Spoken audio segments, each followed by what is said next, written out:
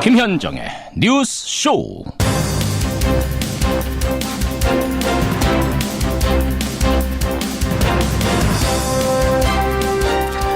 화천군에 이어서 전남의 일부 지역, 또 경북 울진, 강릉시 이런 곳이 제한급수에 들어갑니다. 7월 1일부터입니다. 해수욕장의 명문 경포대도요. 7월 1일 개장하려던 걸 연기했고 강릉의 목욕탕들은 주 2회 휴업에 합의를 했습니다. 지독한 가뭄이 우리 생활에까지 영향을 미치는 단계에 이르렀습니다. 참 전국이 목마릅니다.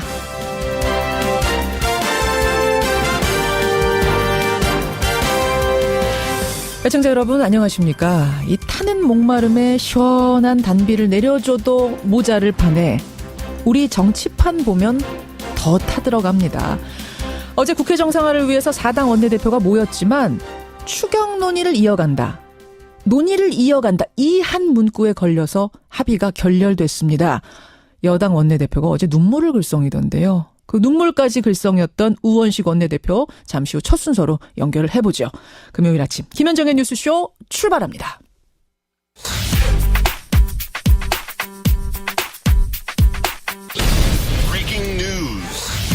김현정의 뉴스쇼가 주목한 오늘의 포인트, 오늘은 민경남 프로듀서 나와 있습니다. 어서 오세요, 민 PD. 네, 안녕하세요. 오늘 첫 포인트는 뭡니까? 문재인 대통령의 이례적인 사드 발언입니다. 어제 문재인 대통령 로이터 통신하고 인터뷰를 했는데 사드 배치 문제를 언급했어요. 사드 관련 일정을 처음으로 전격 공개한 겁니다. 예. 내가 알지 못하는 이유로 사드 배치 절차가 빨라졌다. 원래 한미 합의 내용은 올해 연말까지 발사대 한 기만 야전 배치하는 거였다. 원래는 한 기만. 네, 이런 내용이었습니다. 문 대통령이 왜 이례적으로 이런 사드 배치 일정을 공개했을까? 그러니까요. 미국 측에서는 올해 안에 사드를 추가 배치하라고 요구하고 있는 상황이죠. 예. 문 대통령의 주장이 사실이라면 우리 입장에서는 꼭 미국의 요구를 들어줄 필요는 없는 셈이 됩니다. 원래는 한 기만 배치하는 거였으니까. 네, 그렇죠. 그래서 다음 주 미국 트럼프 대통령과의 정상회담을 앞두고 내놓은 전략적 노림수로 풀이됩니다. 간밤에 강경화 외교부 장관하고 틸러슨 미 국무장관이 통화도 첫 통화했잖아요. 네, 이 내용은 행간에서 좀 짚어드리기로 하죠. 다음 포인트 갑니다. 재벌 만나는 재벌 저격수. 재벌 저격수 김상조 공정거래위원장 오늘 만나는군요, 재벌들. 네, 오늘 오후 2시죠. 김상조 공정거래위원장이 삼성, 현대, SK, LG 등 4대 재벌그룹 수뇌부와 취임 후 첫 간담회를 갖습니다. 예. 새 정부의 재벌개혁 방안을 설명하고 의견을 나누는 자리라는 게 공정위 측의 설명이죠. 김상조 위원장이 과연 어떤 어조로 재벌개혁을 꺼내들고 예. 또 4대 그룹의 대표들이 공정위원장 면전에서 어떤 대답을 내놓을지 이 간담회를 유심히 보면 새 정부의 재벌개혁 속도를 가늠해 볼 수 있겠습니다. 중요한 이벤트네요. 재계에는 초긴장하고 있다. 뭐 이런 소식도 들리는데 다음 포인트 가죠. 최순실 국정농단 첫 번째 선고. 오늘 최순실 피고인에 대한 첫 번째 선고가 나옵니다. 네, 최순실 씨 국정농단 사태와 관련해서 총 4개의 재판을 동시에 받고 있는데요. 예. 그중에서도 딸 정유라 씨의 이화여대 입학비리, 학사비리 부분에 대해서 바로 오늘 첫 선고가 내려질 예정입니다. 이화여대와 관련된 재판. 그렇습니다. 또 최 씨뿐만 아니라 최경희 전 이대 총장, 김경숙 전 학장, 남군곤 전 처장, 이인성, 류철균 교수 등 이대 관련자들도 무더기로 선고를 받게 되죠. 예. 네, 참고로 박영수 특검팀이 최순실 씨에게 구형했던 형량은 징역 7년의 중형이었습니다. 이대와 관련해서만 한 7년을 구형했던 건데 맞습니다. 오늘 어떤 결과가 나올지 주목을 좀 해보죠. 마지막 포인트요. 네, 오늘 밤 슈퍼문이 뜹니다. 슈퍼문이요? 네, 달이 가장 크게 보이는 현상이죠. 예. 달이 보기는 좋을 텐데 해수면이 상승할 수 있습니다. 네, 해안 저지대에 사시는 주민분들께서는 침수 피해에 주의하셔야겠습니다. 예, 낭만적이지만은 않은 날이에요. 여기까지 오늘의 포인트. 민경남 PD 수고하셨습니다. 네, 감사합니다. 추경을 계속 논의한다. 현 시점에서는 저는 그거 동의해 줄 수 없다. 그게 동의가 안 되면 다른 합의도 뭐 어렵다. 이런. 국회가 논의도 못한다는 게 말이 됩니까? 자유한국당이 정권 교체를 인정하지 않는 겁니다. 이건 대선 불복입니다. 예, 어제 이 시간에 제가 국회가 정상화될 것 같다. 이제 4당 대표가 만나서 도장만 찍으면 됩니다. 이렇게 전해드렸었는데 바로 그 마지막 단계에서 합의가 결렬이 됐습니다. 인사청문회 정상화한다. 정부조직법 개편안 심의한다. 여기까지는 착착착 진행이 됐는데 한 개의 문구. 추경 문제는 계속 논의한다. 여기에서 걸린 겁니다. 민주당은 아니 논의하자는 문구조차 못 넣느냐 이렇게 얘기를 하고 야당 측에서는 못 넣는다. 예, 팽팽한 대치 끝에 결국 결렬이 된 거죠. 여당의 우원식 원내대표는 눈물까지 글썽였는데요. 민주당 우원식 원내대표 직접 만나겠습니다. 우원식 원내대표님 안녕하세요. 네, 안녕하세요. 우원식입니다. 어제 보다가 제가 깜짝 놀랐어요. 많이 울컥하셨어요? 아이, 그런 거 아니고요. 예. 제가 하도 답답하고 지난 한 달 동안 정말 무던히도 그 야당 원내대표 방 찾아가고 전화하고 설득하고 그분들 이야기 듣고 밤에도 술도 한잔하고 이래가면서 설득을 했는데 예. 추경 논의도 할 수 없다고 하는 이야기를 들으니까 너무나 기가 막혀서 좀 감정이 격해진 겁니다. 너무도 기가 막혀서. 그러면 조금 전에 뭐 술자리도 갖고 이렇게 방으로 찾아가고 하고 이 설득할 때는 추경 논의는 뭐 해보자라고 구두로는 얘기를 하셨었나요? 자유한국당이나 이런 분들이?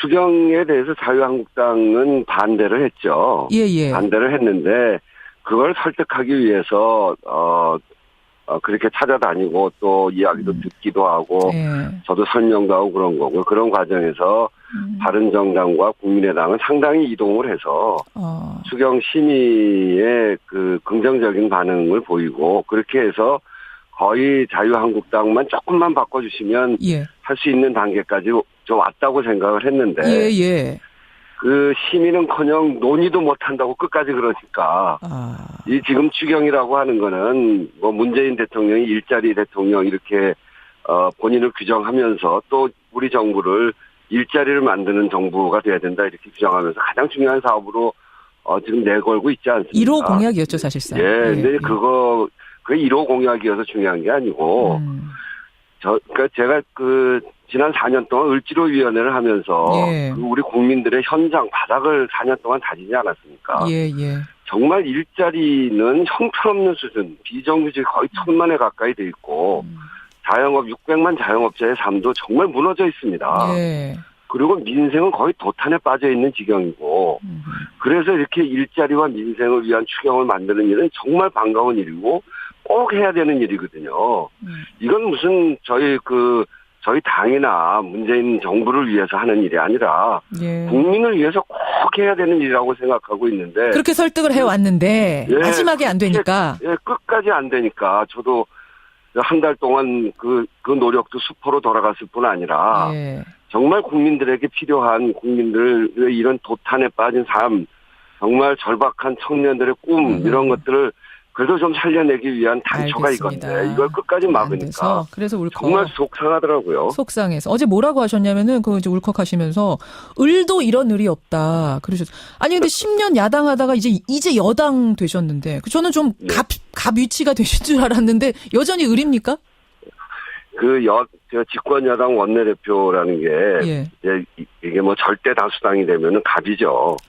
근데 지금은 여소야대 정국이고 그리고 그렇기 때문에 숙명적으로 야당에게 국정 운영의 협조를 부탁하고 받아내기 위해서 간쓸게도 내놓는 자리.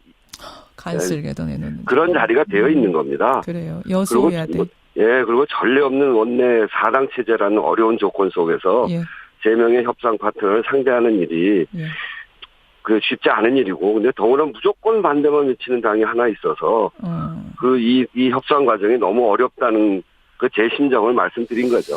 무조건 반대만 외치는 당이 하나 있다라는 거는 자유한국당 말씀하시는 거예요? 네, 지금 그렇죠, 뭐. 근데 자유한국당에서는 뭐라고 얘기를 하냐면, 이 추경안, 이거 요건도 안 되고 엄청난 부작용이 예상되는데, 이걸 왜 밀어붙이느냐. 밀어붙이는 거를 그렇게 비판하던 민주당이, 문재인 대통령이 하면 로맨스고 남이 하면 불륜이냐, 문로남불이냐라는 이런 단어까지 어제 써가면서 비판을 하셨거든요. 터무니없는 말씀이고요.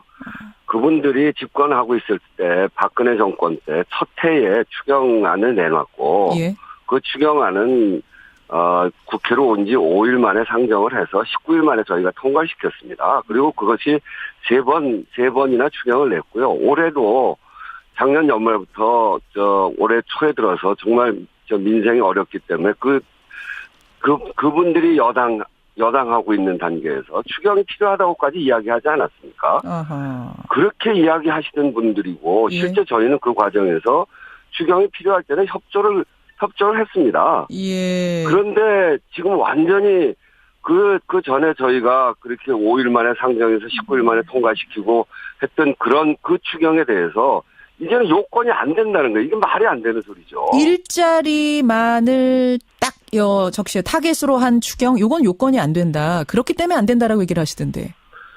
그 국가재정법에도요. 예. 이게 우리 경제가 매우 심각해져 있을 때, 으흠. 그리고 고용이 상당히 고용의 위기가 처했을 때, 예. 그럴 때는 하는 거거든요. 그 요건에 지금 왜 안 맞습니까? 그런 의미에서 비상시국이 맞다. 실업 체감률이 24%나 되는데요. 알겠습니다. 지금 그 부분에서 이제 계속 엇갈리고 있는 겁니다, 여러분. 근데 이 상황에서 우원식 원내대표는 뭐라고 하셨냐면 계속 발목 잡는 자유한국당도 그렇지만 국민의당에 더 서운하다 이런 말씀하셨어요. 좀 말리는 시누이 같은 느낌이 드시는 거예요? 왜 서운하다고 하셨어요? 국민의당의 이제 김동철 대표가 이제 많이 이동을 해서 추경 심의에는 참여할 수 있겠다 이렇게 지금 와 있거든요. 예. 근데 이제 그 문구가 추경을 계속 논의한다 아닙니까? 예. 그거를 자유한국당이 막아서 결국 자유한국당까지 참여를 해서 하는 것이 이 합의 정신의 기본인데 그걸 지금 못하겠다고 하면 합의가 깨지는 정도의 과정 아니겠습니까? 예. 그러면 국민의당의 추경은 이제 필요하다라고 하는 쪽으로 와 있으면 그거는 자유한국당에다가 그러면 안 된다. 추경 심의에 대해서 반대하더라도 계속 논의하는 정도를 우리가 합의해서 서로 노력해야 되는 거 아니냐. 이렇게 좀 힘을 보태줬으면 도와주셨으면 좋겠는데 아무 얘기도 안 하고 계시니까 제가 정말 속으로 섭섭했죠. 근데 어쨌든 국민의당하고 협조해서 가야 되기 때문에 예. 더 이상 섭섭하다 그런 얘기는 안 할 생각입니다. 국민의당이 조금 더 도와줄 것 같은가요, 분위기가? 힘 실어줄 것 같은 지금은? 모르겠습니다. 아직 모릅니까? 네, 그러니까 국민의당과 협조하고 바른정당하고도 협조하고 그리고 제가 이제 또 지속적으로 가서 말씀도 드리고 이렇게 해서 협조를 얻어야죠. 어제 이런 말씀도 하셨어요. 전 요 단어가 참 대선 불복. 이걸 추경 논의 자체를 못하겠다라고 하는 건 대선 불복이다. 정권 교체 불인정이다. 이런 말씀하셨죠, 우 대표님. 네네네. 예. 근데 한국당의 정우택 원내대표는 이 얘기를 듣고는 아니 대선 불복이란 건 대통령을 인정하지 않는다는 뜻인데 우리는 지금 문재인 대통령 인정한다. 이게 무슨 대선 불복이냐 그러셨더라고요. 그 문재인 대통령을 인정한다는 것은 무엇을 이야기하냐면요. 지난 겨울에 국정농단 사태가 있지 않습니까? 예.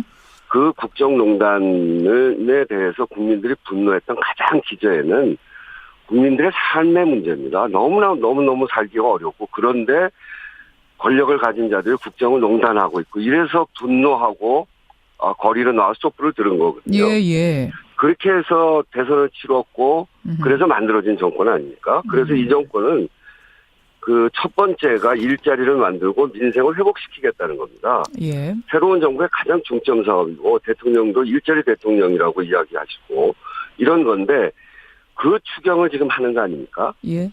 그러면 이 추경은 새로운 정권이 시작하는 그 토대가 되는 추경입니다. 근데 그거를 논의하지 못한다고 한다면 이것은 문재인 대통령 그 직책은 인정하는 것일지 몰라도 그 근거를 인정하지 않겠다. 문재인 대통령이 하려고 하는 거는 발목을 잡겠다. 이런 것이기 때문에 대선 전체 정신에 대해서 이번 정부 전체에 대해서 부정하고 있는 것이죠. 정신. 문재인 대통령은 인정한다라고 할지 몰라도 문재인 대통령의 정신을 인정하지 않는 거기 때문에 결과적으로는 대선 불복이다. 그렇죠. 그렇게 해서 국회를 무제한 공전시키고 정부를 마비시키겠다는 노골적인 뜻이 드러나 있는 거죠. 알겠습니다. 그 자유한국당이 여당일 때하고는 지금 굉장히 좀 다르다고 보세요? 본인들이 여당일 때하고? 완전히 다르죠. 완전히 달라요. 그게 이제 다르다는 말로 부족할 정도입니다. 아까 추경에서도 말씀드렸습니다만 저희가 야당이고 자유한국당이 여당이었을 때 박근혜 정부 추경안 저희가 충분히 협조해 줬습니다. 그런 의미로. 정부조직법도 제출된 날로부터 5일 만에 그 상정을 했고요. 그래서 문제가 있으면 절차대로 따졌고 또 소신껏 심사를 했습니다. 저희는 그렇게 할 거는 하고 막을 건 막고 이렇게 했는데 지금은 추경이 국회에 제출된 지 17일째고요. 정부조직법이 제출된 지 15일째입니다. 그리고 지금도 자유한국당은 추경안도 정부조직법도 상정해주지 않겠다는 겁니다. 알겠습니다. 우 대표님. 출발 자체를 막겠다는 거죠. 우 대표님, 그러면 혹시 자유한국당 제외하고 국민의당, 바른정당 이쪽은 좀 더 설득을 해가지고 추경안 심사 자유한국당 빼고 갈 가능성 그렇게 추진하실 생각 있습니까? 자유한국당하고 그래도 이게 국회이기 때문에 저희는 협치가 끝날 때까지 끝난 것이 아니다 이렇게 생각하고 있고요. 그래서 끝까지 노력을 해볼 텐데요. 정말 끝까지 막으면 국민의당과 바른정당하고 상의를 좀 해봐야죠. 정말 끝까지 막으면 그때는 국민의당과 조금 더 설득해가지고 거기 손잡고라도 국민의당과 바른정당까지 1호 공약이기 때문에 그렇게 가겠다. 여기까지 확인하겠습니다. 이제 눈물 훔치시고요. 아니, 저 눈물 흘리지 않고 좀 글썽이셨는데. 아유, 제가 깜짝 놀라가지고. 알겠습니다. 우 대표님, 오늘 귀한 말씀 고맙습니다. 네, 감사합니다. 더불어민주당 우원식 원내대표였습니다.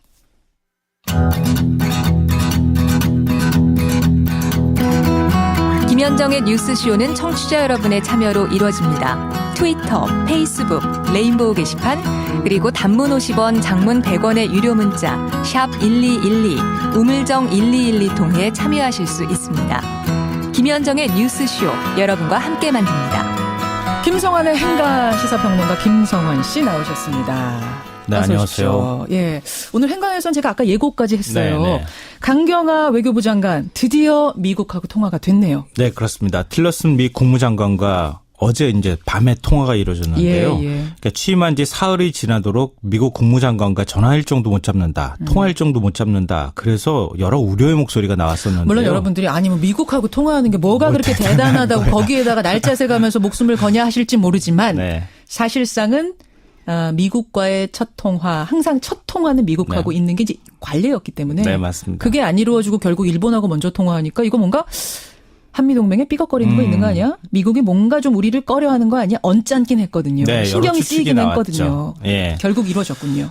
그래서 오늘은 강경화 틸러슨 좀 늦은 통화, 이 뉴스의 행간을 좀 살펴볼까 합니다. 그러니까 순서가 보통은 이제 미국 국무장관하고 통화하고 그다음에 일본으로 가고 이런 거예요? 근데 딱 그렇게 뭐 법칙이 정해져 있는 것처럼 관례가 딱 맞춰져 있는 것은 아니에요.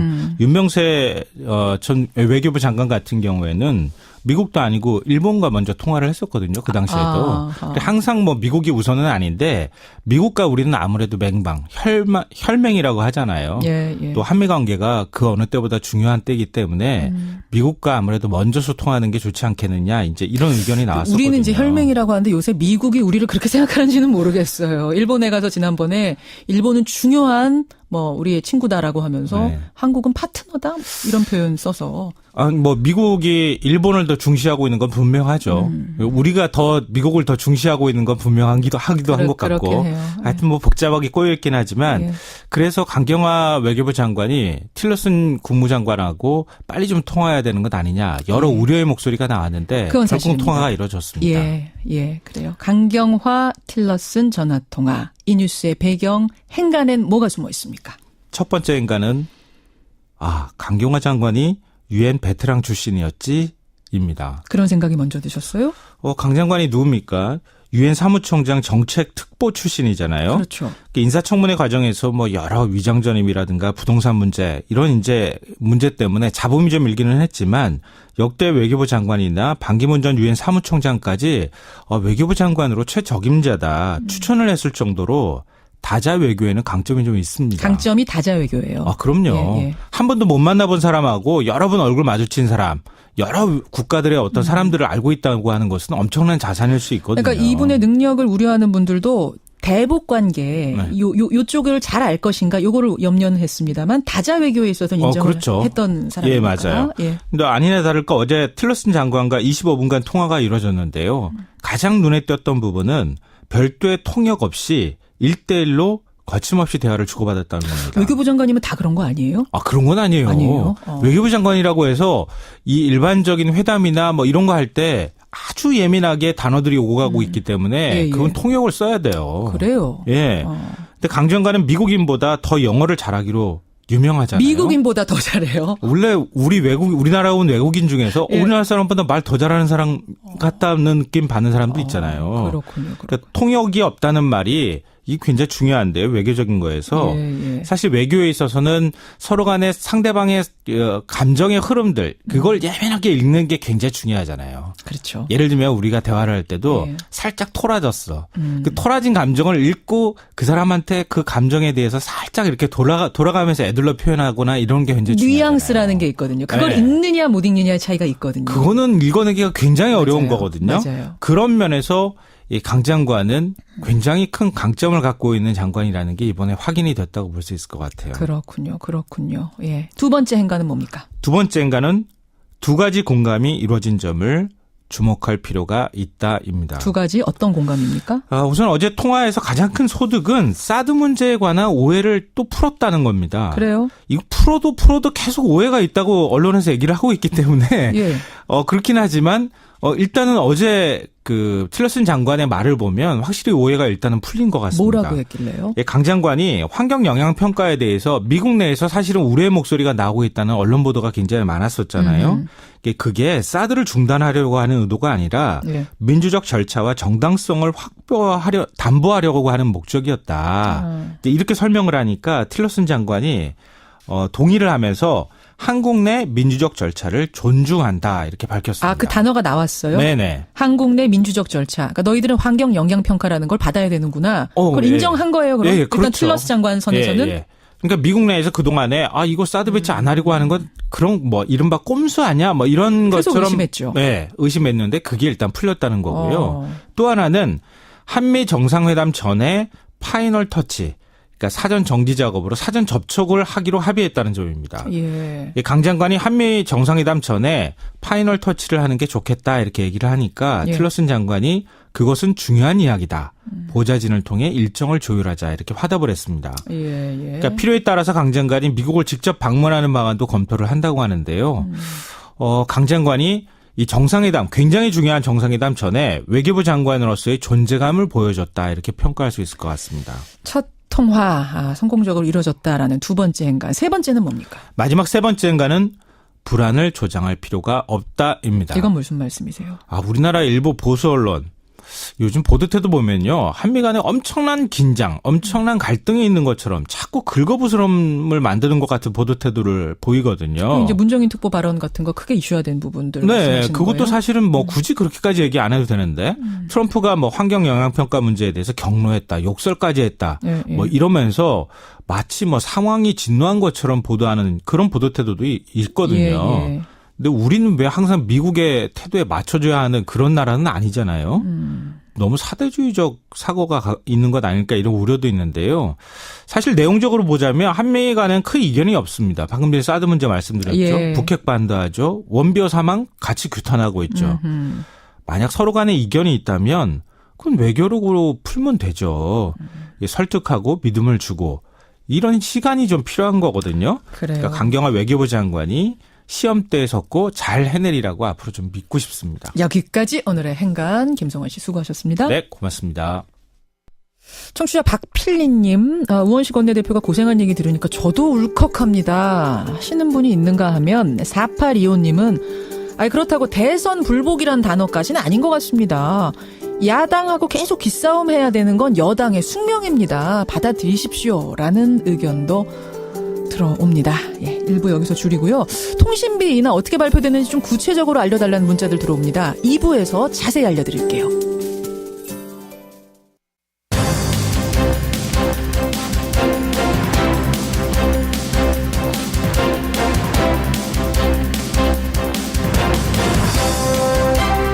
김현정의 뉴스쇼 2부 출발합니다.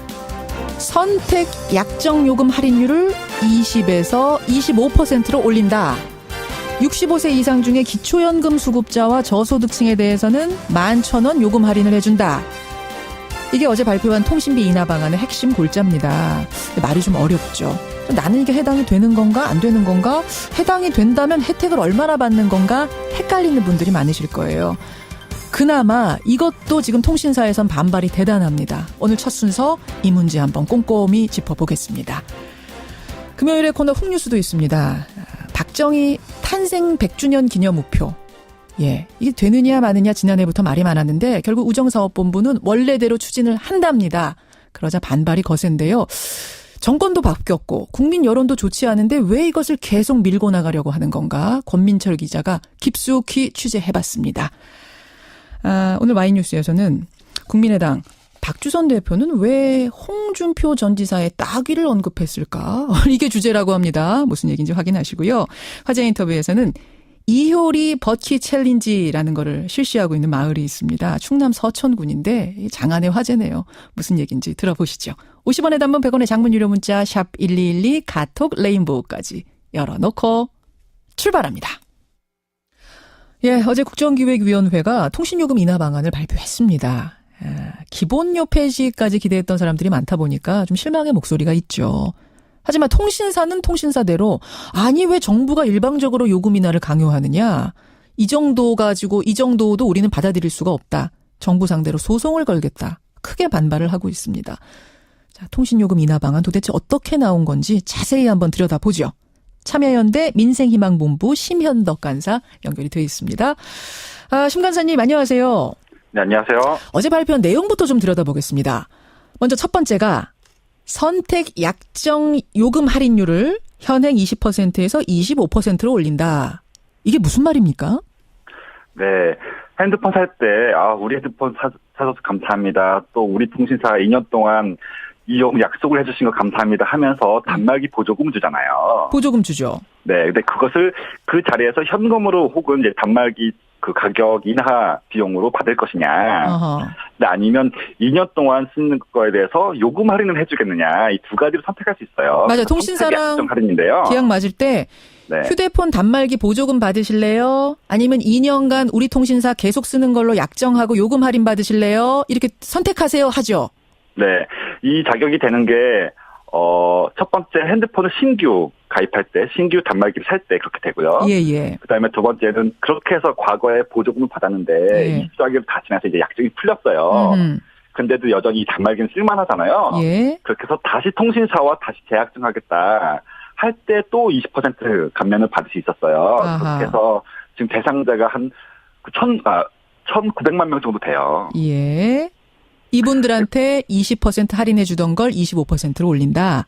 그렇죠. 제가 다시 한번 정리하자면 휴대폰 단말기 보조금으로 일시불로 받았던 분들은 빼고 네. 2년간 통신 요금 제가 그 약정하고 할인받겠습니다 했던 분들 20% 받던 걸 25%로 올리고 네.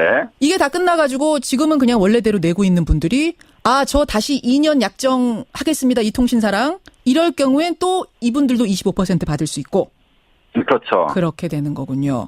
그럼 지금 제가 이제 20% 할인을 받고 있어요. 2년 약정 기간이어서. 그러면은 네. 이번에 법 시행되고 나면은 자동으로 25%가 되는 거예요?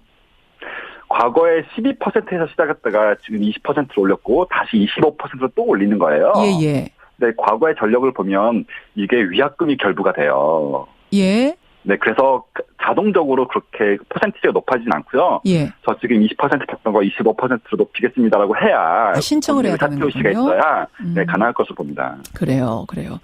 그러면은 단말기 보조금을 일시로 받았던 분들은 이번에 제외되는 거고요. 그렇죠. 그건 제외되는 거고. 자, 두 번째 핵심 내용은 뭐냐면 65세 이상자 중에 기초연금 수급자들 또 저소득층들한테는 월 11,000원씩 요금 깎아주겠다. 이건 네. 어떤 분들이 해당되는 거예요? 65세 이상 기초연금 수급자라면. 그러니까 굉장히 고령자층. 어르신들. 고령층 어르신들은 이제 사실 통화량이 많지는 않잖아요. 예. 네, 그래도 혹시 몰라가지고 항상 높은 요금제, 평소 통화량보다 높은 요금제를 사용하세요.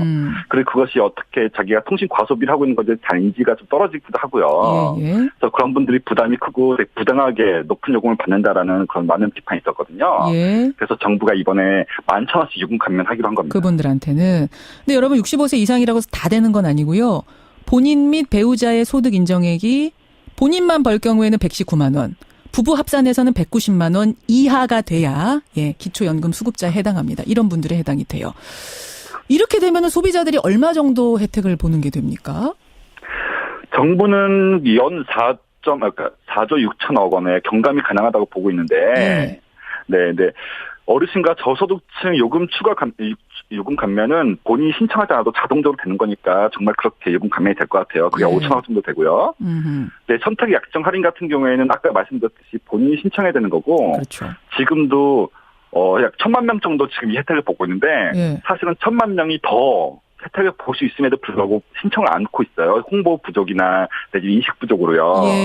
그다음에 공공 와이파이 통해서 또 많은 통신비 절감이 있을 거라 보고 있는데, 지하철에서 대표적인 공공시설물 지하철에서 와이파이 조금 속도도 느리고 안정적이지 못하잖아요. 그래서 저도 지하철 와이파이 조금 쓰다가 조금 답답하면 다시 데이터 통신으로 전환하는데, 그렇게 해서 지금 상당히 많이 장밋빛으로 요금 절감 효과를 그려놔서 4조 6천원까지는 아니라고 보고 있습니다. 4조 6천억 정도 혜택까지는 아닐 거라고 보고 있다. 네. 근데 사실은 우선 이것부터 좀 여쭐게요. 통신비 인하를 지속적으로 요구해왔던 시민단체 연대들이 있잖아요. 네. 거기에서는 어제 발표 듣고 이 정도 수준이면 만족이다. 결정 어떻게 평가 내리셨어요? 네. 통신비가 너무 비싸다. 특히 이동통신이 이제 없을 수가 없는 모든 필수제인데 왜 그렇게 비싸냐라는 여러 가지 불만과 그다음에 요구가 있었잖아요. 근데 이제 모든 이용자가 다 금액으로 인하해달라고 했던 게 국민의 요구였던 것 같아요. 특정 계층이나 아니면 인하 효과가 난다. 공공 와이파이 이렇게 하면 인하 효과가 난다. 이런 거 말고 과거에도 그런 거 많았었거든요. 그러니까 진보, 보수, 잘 사는 사람, 못 사는 사람 할 것 없이 다 요구했던 게 통신비 인하긴 했어요. 그렇죠. 그래서 대표적인 게 이제 기본료 11,000원 인하해달라는 거였고, 또 마침 또 문재인 대통령께서 공약도 하신 사항이었고, 해서 많은 사람들이 요구했는데 그게 결국 관철되지 못해서 실망이 엄청 크죠. 기본료 폐지. 그러니까 11,000원이랑 기본료를 그냥 일괄적으로 폐지해라. 이렇게 막 복잡하게 설명 막 하는 거 말고 그냥 기본료 깨끗하게 11,000원 폐지하면 어떻겠느냐라는 게 공약이었고, 사실은 기대를 했던 사람들로서는 지금처럼 복잡한 인하 방식이 좀 실망스럽다는 목소리가 있긴 있어요. 네, 그렇죠. 시민단체들도 마찬가지 평가고요. 네, 맞습니다. 왜 안 된 겁니까? 사실 정부가 노력 많이 한 걸로 아는데. 네. 근데 이제 저희는 통신사가 작년 한 해만 하더라도 3조 7천억이 되는 엄청난 이익이 남겼어요. 그다음에 이제 7조 6천억이나 되는 과도한 마케팅비까지 지금 쓰고 있거든요. 거기에다 이제 감가상각, 그러니까 망 설치 비용 회수는 또 비용으로 처리하고서도 남는 이익과 마케팅비가 이 정도예요.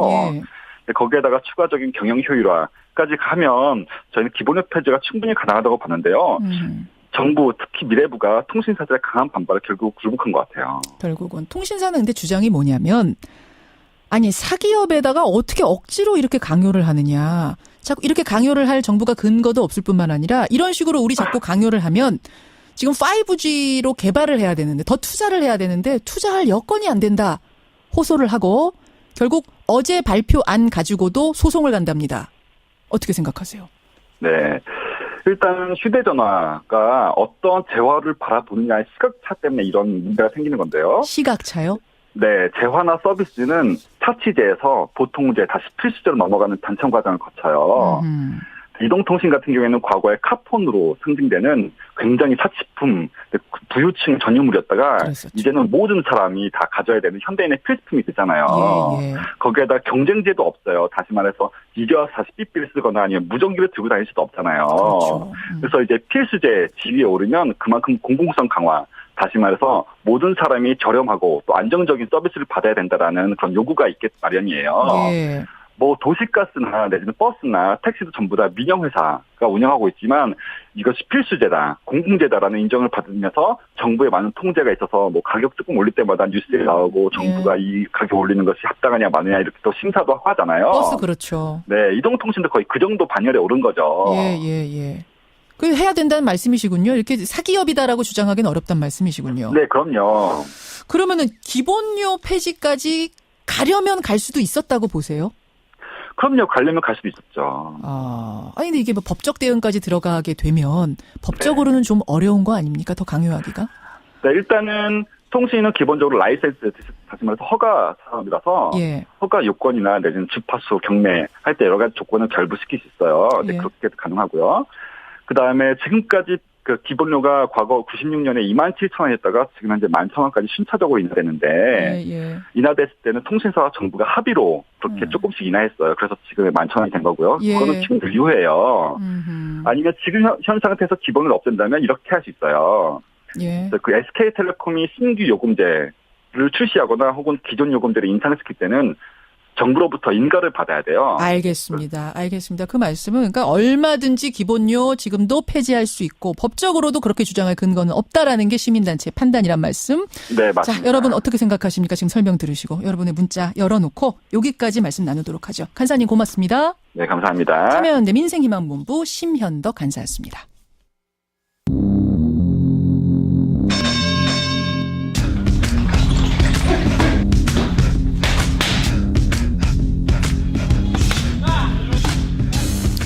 김현정의 뉴스쇼 금요일의 코너 사건 속으로 훅 파고 들어가 봅니다. 권민철의 훅뉴스 권민철 기자 나와 있습니다.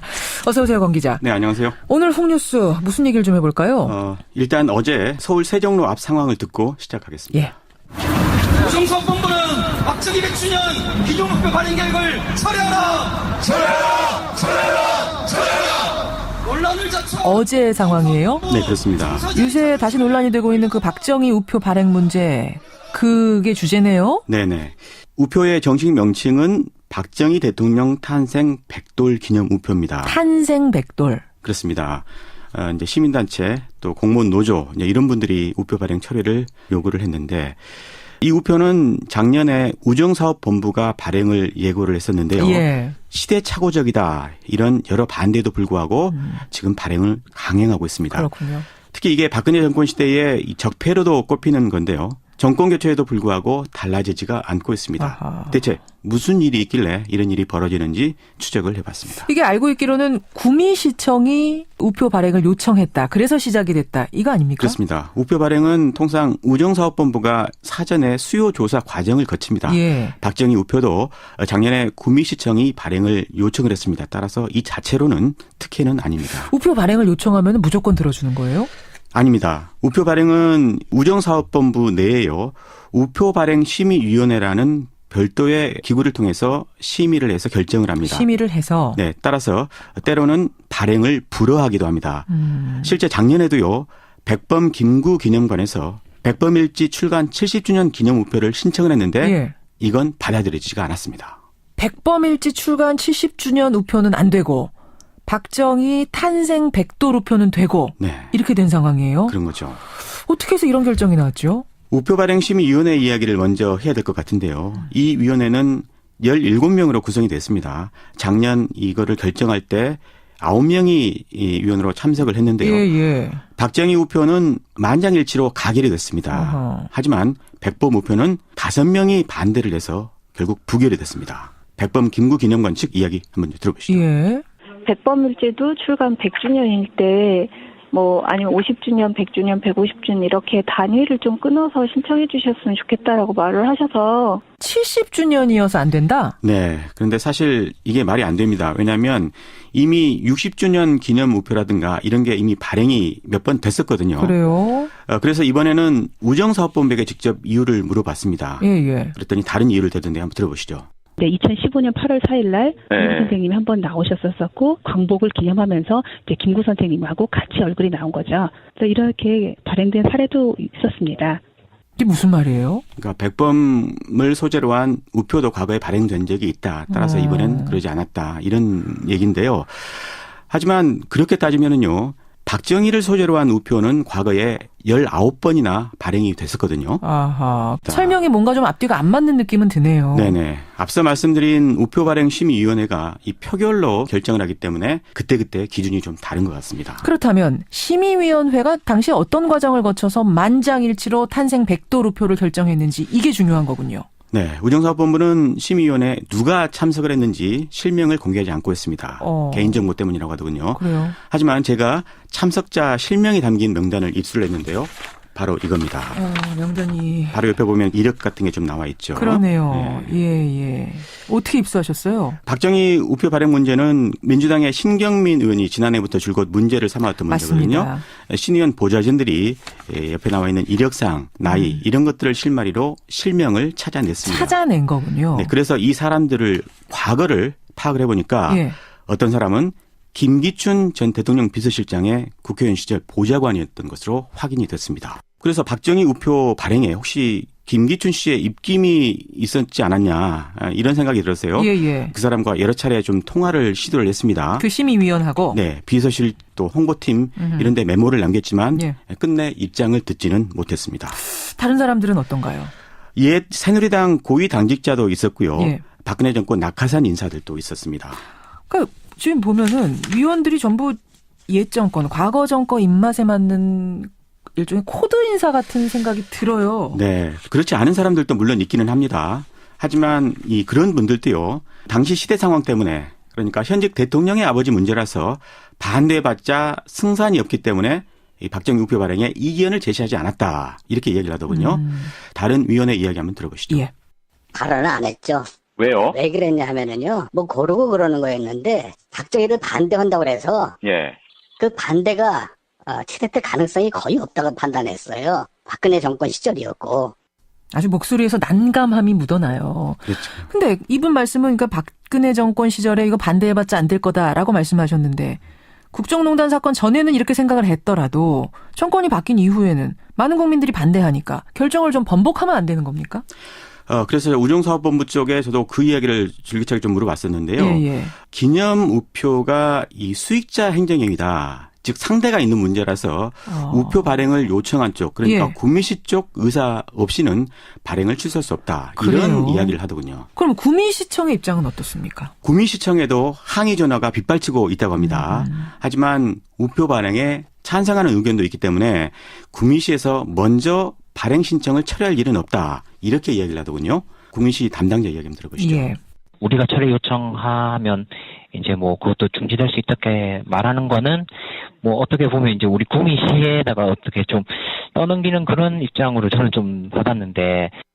그러면 지금 우정사업본부는 구미시로 공을 넘겼고 또 구미시 얘기 들어보면 우정사업본부로 공을 넘기는 것 같고. 네. 그런 분위기예요? 사실은 우정사업본부 쪽에 의심의 눈길이 더 가긴 합니다. 그래요.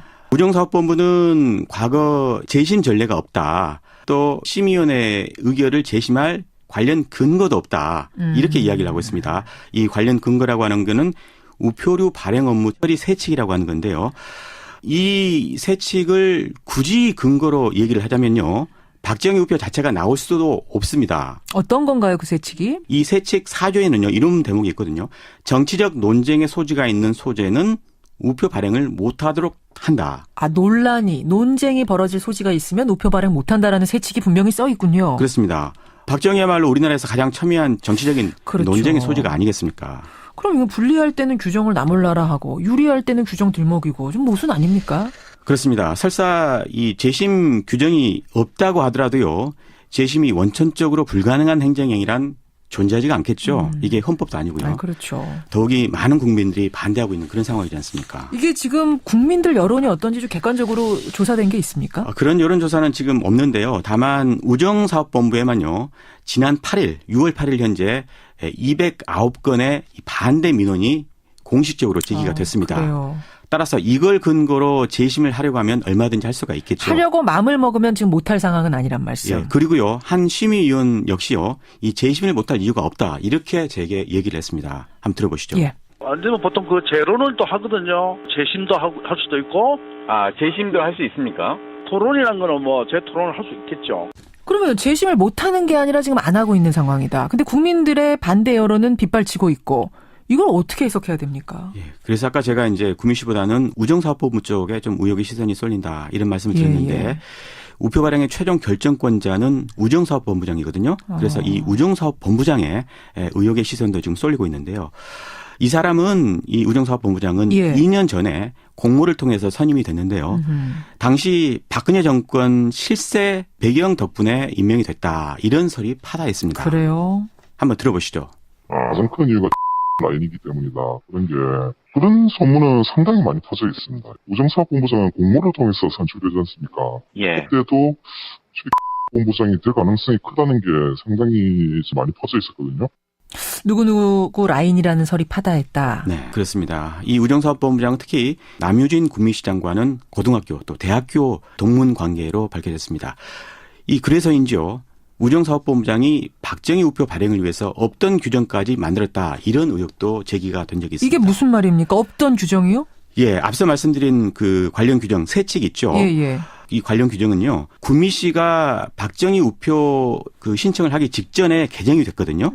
그런데 이 직전 규정으로는 그러니까 개정이 안 된 그 규정으로는 박정희 우표와 같은 우표는 신청 자체가 안 되는 우표였습니다. 그러니까 심의를 하고 말고 그 테이블에 올릴 수조차 없었다? 그렇습니다. 어땠길래요? 그러니까 이번에 박정희 우표는 이른바 역사적으로 중요한 인물을 기념하기 위해서 발행하는 우표인데요. 예. 개정이 되기 전에 규정에는 이런 기념 우표의 개념 자체가 없었습니다. 그러니까 이 개정 전에는 발행할 근거가 없었다고 봐야 되겠죠. 그러니까 맞춤형 개정까지 해가면서 당시 박근혜 정권에 뭐 충성을 한 게 아닌가 이런 의혹을 보내시는 건데 우정사업본부장이라는 자리가 그 정도로 권력이 막강한 자리입니까? 네, 우정사업본부는 우리가 잘 몰라서 그런데요. 어마어마한 자리입니다. 직업란에서요. 4만 2천 명이나 있습니다. 이들 인사권을 행사할 수 있는 자리가 바로 4만 2천 명의 인사권. 예, 공공기관 직원수로는 아마 최대 조직이 될 겁니다. 그래요. 더욱이 여기서 한 해 굴리는 돈만도 한 100조 원 정도 되거든요. 우리가 아는 우체국 예금, 우체국 보험 이런 돈을 운용하는 곳이 바로 여기입니다. 그럼 본부장을 통제할 수는 없습니까? 이 자리는 1급 고위공무원 자리거든요. 예. 근데 계약직입니다. 그래서 이제 8월 말이면 임기가 끝난다고 하는데 이 본부장의 정년도 거의 다 됐습니다. 본부장 측의 반론 들어보셨어요? 물론입니다. 그 역시 재심할 근거가 없다, 또 재심할 전례가 없다 이런 입장을 되풀이하더군요. 그리고 그런 입장에 정치적 배경이나 고려도 없다 이렇게 이야기를 했는데 한번 들어보시죠. 우리 저기 구미시장하고 그거는 그쪽에서 일방적으로 얘기하는 거고 예 그렇지는 않습니다. 그래요. 우리 저 하고도 좀 많이 가까우신 사이인가요? 그건 금지초문인데. 본부장하고 직접 통화를 하셨군요. 네. 아까 우표 발행 취소 요구 민원이 빗발친다고 하셨는데 그런데 우정사업본부는 꿈쩍도 안 하고 있는 상황이고 그럼 어떻게 하면은 국민의 여론, 국민의 뜻을 관철시킬 수가 있는 겁니까? 지금 이 상황에서? 네, 제가 앞뒤를 봤을 때 예. 우정사업본부장 의지만으로도 충분히 가능하지 않냐 이런 생각이 좀 들더군요. 그래요? 아까 말씀드린 이 관련 규정이 있죠. 이른바 세칙에 본부장이 필요시 심의위원회 임시회를 개최할 수가 있다. 급박한 사정에는 서면 심의도 가능하다. 이렇게 돼 있습니다. 서면 심의도 가능하다. 그러니까 급박하면. 임시회 안건으로 이런 재심을 상정을 하면 되지 않겠냐 이런 생각이 드는데요. 만약에 심의위원회가 그때도 우표 발행을 취소를 거부를 한다면 그때는 우정사업본부장을 탓할 일은 아니겠죠. 박정희 전 대통령 사실은 이제 독재의 상징이고 정치적으로 논란이 뜨겁게 되는 인물을 이렇게 신격화, 우상화하려는 것 아니냐는 비판이 쏟아지는데 그것도 어목한 박근혜 정권에서 벌어진 이 기념우표 사업이어서 이제라도 좀 바로잡아야 되는 거 아닌가 이런 여론이 드높다는 거 여러분도 아실 겁니다. 네네. 우정사업본부는 아까 제가 거대 조직이라고 말씀드렸지 않습니까? 여기 이 본부에는 수건 사업이 있다고 합니다. 바로 우정사업청으로 승격해 독립하는 겁니다. 그런데 이 국민들의 뜻을 외면한다면 그 독립청의 꿈은 일장춘몽으로 끝날 수밖에 없겠죠. 여기까지 오늘의 훅뉴스 박정희 탄생 100주년 기념우표 발행 사업 이모저모 들어봤습니다. 권민철 기자 수고하셨습니다. 고맙습니다. 음향 뉴스 현장. 요즘 운동 열심히 하시는 분들 많으시죠. 이유는 노출의 계절 여름이 다가왔기 때문입니다. 굶고 뛰고 갖가지 식품들을 먹기도 하고 다이어트 천태만상 헬스장으로 나가보시죠. 자, 한번 가볼게요. 자, 아랫배 긴장하시고요. 펴기. 이 동작을 반복해 주시는 겁니다. 마찬가지. 더. 여름에 여자라면 누구나 다 하게 될걸요. 제 자신에게 엄격해지는 것 같습니다. 비키니 입고 이래야 되니까. 살 좀 이번 여름에 쪄가지고 술도 좀 기회 끊고 열심히 다이어트 하겠습니다. 하루 종일 사과 1개와 고구마 2개, 우유 1잔만으로도 네, 저 한약도 먹는 다이어트 해봤고요. 양양 그런 다이어트도 해보고. 저 무조건 굶어요. 야채만 먹고 과일만 먹고 뭐 이렇게 해서 일주일에 4kg 뺀 적 있어요. 막 현기증 나고 그랬었어요. 살면서 한 번 해야 되는 다이어트 같았어요. 너무 힘드니까. 지나친 다이어트 집착이 비극적인 결과를 낳기도 합니다. 진짜 길거리에 나 앉았었어요. 방울토마토만 먹을 수 있어서. 너무 화내면서 먹었어요, 그래도. 방울토마토 싫다고. 뱃살을 빼려고 이제 뱃살에 지방흡입인가 그런 걸 했대요. 조금 아프긴 한데 그래도 참을만 하고 되게 효과도 많이 받고 이래서. 먹토 같은 거 하는 친구들? 먹고 토하고. 근데 그게 진짜 안 좋대요. 식도 이런데. 이탈리아와 스페인에 이어서 프랑스도 너무 마른 모델을 규제하는 법안을 추진하기로 했습니다. 무작정 마른 몸을 보면서 선망의 대상으로 삼기보다는 건강하게도 살을 뺄 수 있다는 거를 알았으면 좋겠어요. 저는 웨이트 트레이닝을 꾸준히 하고 있는데 자존감도 높아지고 긍정적인 사람이 되는 것 같아요. 다이어트 방법으로 운동을 꾸준히 하는 것을 추천합니다. 아유, 삐쩍 마른 것보다 통통한 게 낫지. 이거 너무 살은 안 뺐으면 좋겠어요. 그냥 자신으로서 인간으로서 되게 예쁜 몸, 건강한 몸 만들려고 이렇게 노력하는 그런 분위기가 됐으면 좋겠어요. 너무 여자한테만 마른 몸 강요하지 말고. 먹토라는 말을 전 처음 들어봤네요. 먹구토하고 이런 다이어트도 있습니까? 아유, 한 조사 보니까요. 다이어트 경험장 10명 중 6명이 단식, 또 약물 복용 이런 건강하지 않은 방법들을 택했다고 합니다. 큰일 날 수 있습니다. 건강한 몸을 유지하되 무리한 방법 쓰시지 마시고요. 다이어트의 계절 음향뉴스 현장이었습니다.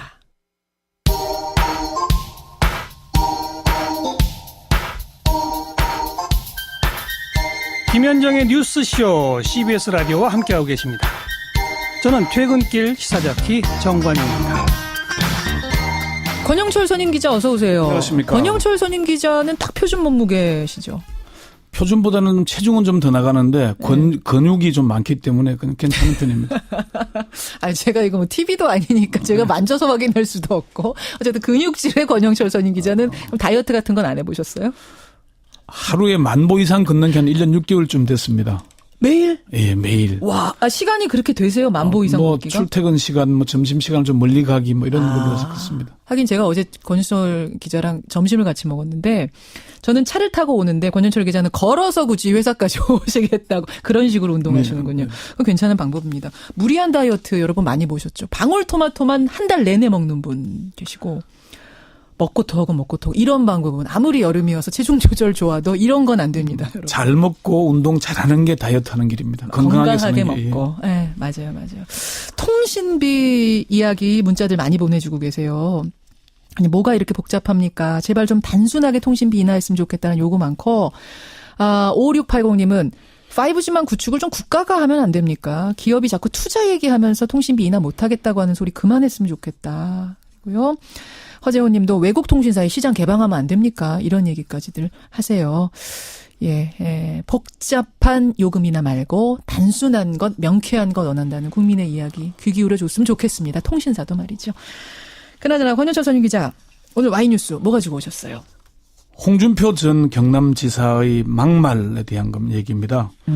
홍 전 지사가 당대표 출마를 공식 선언한 뒤에 대선 때와 마찬가지로 좌충우돌 아무 말 대잔치를 이어가고 있습니다. 아무 말 대잔치를 이어가고 있어요. 예, 중앙일보 홍석현 전 회장을 겨냥해서 신문 갖다 바치고 방송 갖다 바치고 조카 구속시키고 겨우 얻은 자리가 청와대 특보 자리라고 주장을 했고 국민의당에 대해서는 어차피 민주당에 흡수될 당 이렇게 얘기했고 또 어차피 이 정권은 주사파 운동권 정부이기 때문에 국민들이 인식하게 되면 오래 못 간다고 본다면서 색깔론에 이어서 조기 탄핵까지 내비쳤습니다. 예. 이게 이제 당 안팎에서 것은 비판을 받고 있는데 홍준표의 아무 말 대잔치 왜 여기저기서 얻어 터질까 이렇게 주제를 정해봤습니다. 홍준표 전 지사가 아무 말 대잔치를 벌이고 있는데 네. 그게 여기저기에서 비판을 받고 있다. 네. 왜 비판받는가? 오늘의 Y.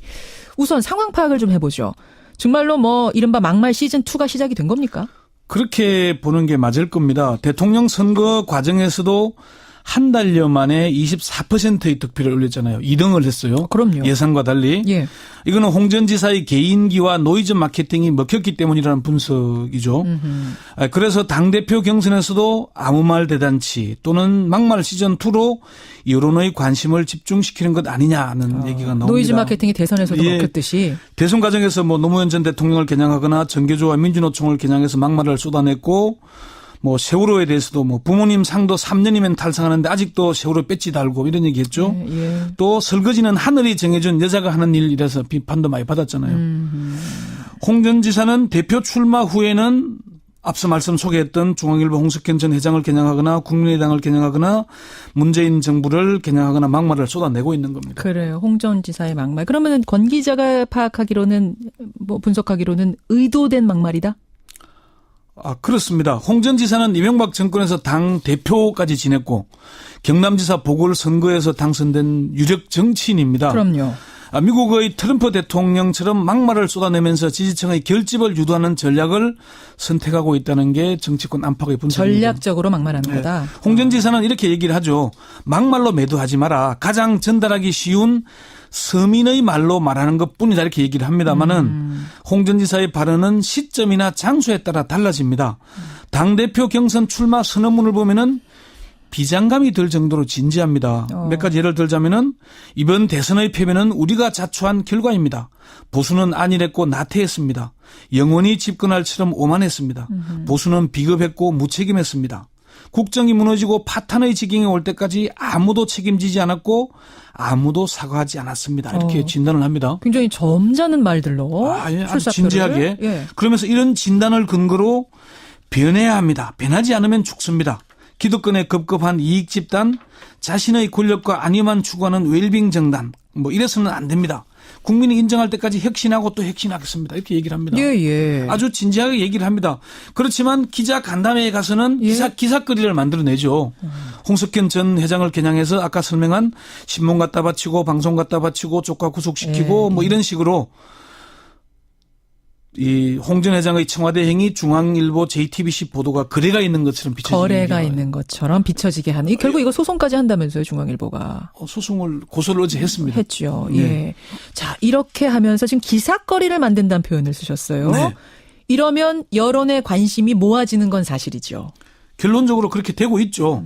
홍 전 지사에게 이런 행보가 의도된 것인가를 묻기 위해서 어제 여러 차례 통화를 시도했는데 통화는 못했고요.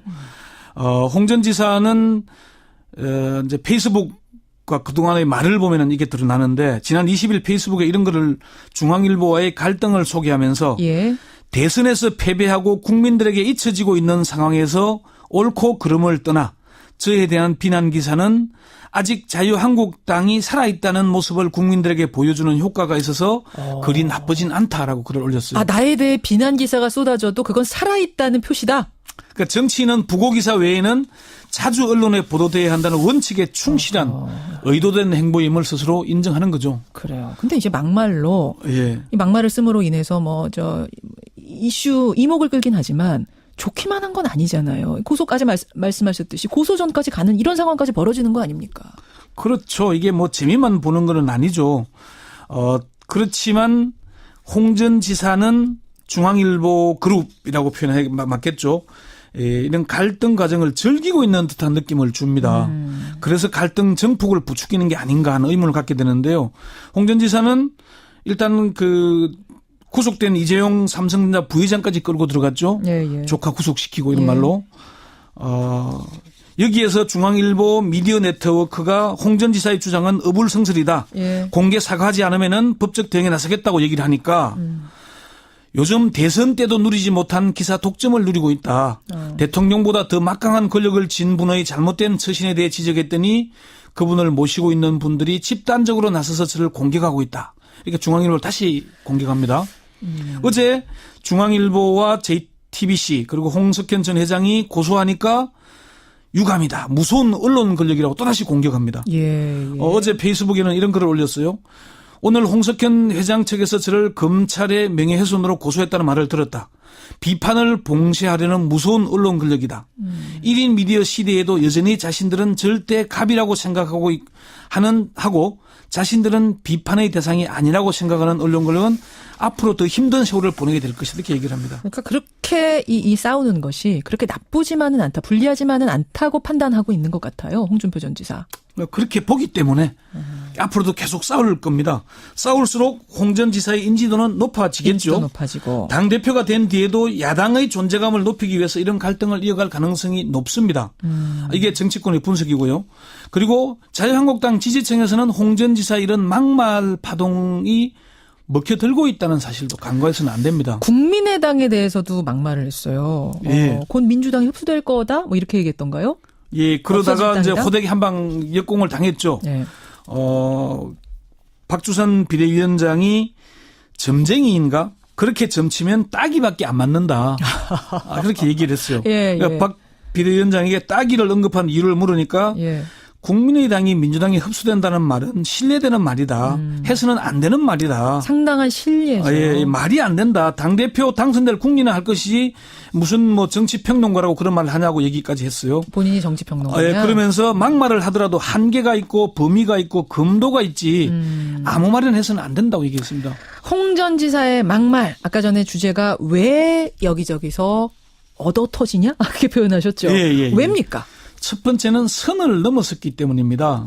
아무 말 대잔치를 해서 지지층을 결집시키는 것은 자신의 일이겠지만 책임 있는 정치인으로서 온당한가 하는 문제는 별개입니다. 예. 그리고 홍 전 지사는 대선 후보였지 않습니까? 그리고 2위를 했어요. 예. 그런데 상대 지금 대통령을 향해서 주사파 운동권 정부다 오래가지 못할 것이다 이렇게 얘기하는 것은 말이 안 되죠. 선을 넘었다. 두 번째는요.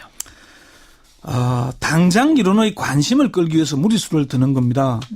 뭐 대선 과정에서 무리수를 둬서 24%를 얻었고 예. 지금도 당대표 경선에서 유리한 입장이라고 하지만은 예.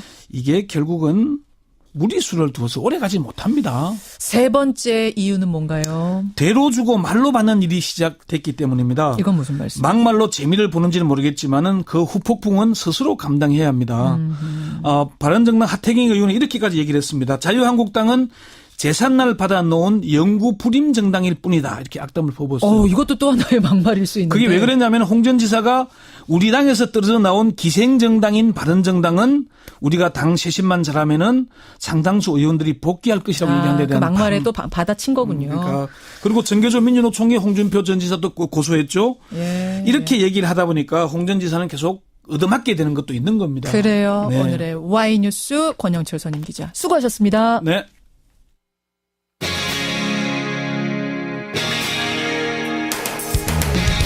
여러분께서는 지금 CBS 라디오 김현정의 뉴스쇼를 함께하고 계십니다. 여러분 만나고 싶은 연예인 있으세요? 충남 서천군 마산면의 주민들은 가수 이효리 씨를 그렇게 꼭 한번 만나고 싶으시답니다. 그래서요, 효리 씨 우리 마을에 꼭 한번 와주이소, 이런 호소를 마을 전체 주민들이 동영상으로 촬영해서 지금 온라인에 올리고 있답니다. 이른바 이효리 버킷 챌린지. 주민들이 3-3-5 모여서 릴레이로 촬영하는 1분 남짓의 영상인데 이게 워낙 재밌기도 하고 또 순박하기도 해서 지금 장안의 화제입니다. 오늘 화제 인터뷰, 이효리 버킷 챌린지 동영상을 기획한 주민이세요. 박대수 씨 연결을 해보죠. 박대수 씨 안녕하세요. 예, 안녕하세요. 그럼 기획도 직접 하시고 촬영도 직접 하시고. 예, 어떻게 하다 보니까 다 하고 있습니다. 말하자면은 이효리 버킷 챌린지의 감독님이신 거네요? 예, 아유, 감독이라 보면 좋고요. 예. 원래는 뭐 하시는 분이세요? 저는 유정란 하는 농민이에요. 농민이세요. 주민이시죠, 농민이세요. 그렇죠, 예. 마산면에서 농사 짓고 있는 농민입니다, 예. 동영상 촬영에 몇 분이나 지금까지 참여하신 겁니까? 어제까지 22회 했고요. 예. 뭐 한 150분 정도 촬영에 참여하신 것 같아요. 자, 그렇다면 못 보신 분들을 위해서 저희가 마산면 주민들의 영상을 소리로나마 잠깐 좀 들려드리겠습니다. 자, 들어보시죠. 유리 씨, 여기는 서천군 마산이에요. 우리 면민들이 효리 씨를 지금 엄청 보고 싶어 하고 있어요. 탐스러운 오디 마산 주민들하고 함께 드셔보시겠어요? 꼭 오세요. 우리 유목 마산으로 꼭 놀러 오세요. 걸, hey you girl, 뜨르뜨르뜨, 끝. 여기 잠깐 들어도 여러분 느낌이 오시죠? 조금은 어색하고 이게 투박한데도 굉장히 진정성이 느껴지는, 예, 진짜로 와야 될 것만 같은 그런 느낌. 박 선생님. 예. 이게 여러 편이 있다 보면은 재미있는 에피소드들도 많았겠어요. 이게 섭외를 해요. 섭외를 하는데 예. 그 시간 되면은 다 어디 가 계세요. 왜요? 그러니까 다들 어색해 하시고. 쑥스러워서. 예, 그렇게 하시고 뭐 아이들도 처음에 막 하다가 예. NG가 두세 번 나면 머릿속이 하얀해진대요. 그리고 할머니들 뭐 91세 최고령 할머니가 나오시는데 와. 이렇게 하시라고 하는데 예. 외우기가 어려우시잖아요. 그렇죠. 자꾸 NG 나고 하니까 미안하다고 되레 미안하다고 하시고. 아니 91세 91살 되신 할머님이 이효리가 누군지 아세요? 효리 씨를 모르시죠? 아, 재밌어요. 여러분 몇 편 보셔도 이게 어떤 건지 아실 거예요. 차례차례로 버킷 챌린지를 하고 있는. 네. 자, 그러면 여기서 제일 궁금한 거. 여러분도 들으시면서. 아니, 도대체 충남 서천군 마산면에 농사 짓는 주민들하고 가수 이효리하고 무슨 상관이길래 이렇게 이효리 씨 우리 면을 방문해 주세요. 우리 마을에 와주세요. 도대체 왜 이러는 거냐? 왜 그러시는 거예요? 효리 씨가 막 굉장히 이런 거 보고 해서 좀 압박감이라든가 좀 그런 것이 있을 수 있는데요. 이제 우리 지금 보면은 농촌이라고 하는 게 너무 막 일만 하고 우리 젊은 사람들을 보면 그리고 어르신들도 보면 재미가 없고 이렇게 좀 그런 공간들이 많이 있거든요. 아이들도 그렇고. 그래서 굉장히 내가 잘 아는 연예인이 있다. 그리고 어르신들도 내가 뭐 서울에 있는 손주들 아드님들 뭐 한테도 오늘은 서울시 와가지고 이렇게 있었다. 자랑도 뭐 좀 하고. 그렇죠. 그리고 초등학교 지금 우리가 한 40명 있거든요. 마산 초등학교에. 예. 전교생이 40명이에요. 그렇죠. 저 유치원 포함해서. 예. 그런 아이들한테도 좀 희망을 줄 수 있고. 또 그런 어디 가서도 자랑할 수 있는 그런 내용들이 생기지 않을까. 뭔지 하는 생각에서 알겠네요. 이렇게 도전을 하게 된 겁니다. 뭔지 알겠어요. 그러니까 요새 농촌이 참 활력은 없고 마을 주민들 자꾸 떠나니까 우울하고 재밌는 일 없고 이런 마을에 뭔가 좀 활력소가 되는 이벤트를 만들어보자. 모두들 좋아하는 이효리를 한번 불러보자 이렇게 된 거군요. 예. 아니 근데 어르신들이 많다 보면 이효리 씨보다도 조용필 씨, 나훈아 씨, 이미자 씨 이런 분들이 먼저 떠올랐을 것 같은데 왜 이효리 씨를? 그러니까 어르신들이 기획을 했으면 그랬을 것 같아요. 근데 이제 우리 그 젊은 그 농사 짓는 뭐 선배 후배들이 만나서 이게 무모한 도전처럼 생각을 할지는 모르지만 해보자 해서 이효리 씨가 그때 제주도에서 뭐 농사도 짓고 뭐 그런 내용이 있었거든요. 그때 당시에. 그래서 인기 투표를 여러 번 그 유명 연예인을 놓고 했는데 이효리 씨가 우리 지역하고 이미지가 맞다 해서 그 1등을 차지했었죠. 이야, 그럼 이효리 씨가 영광이네요. 그렇죠.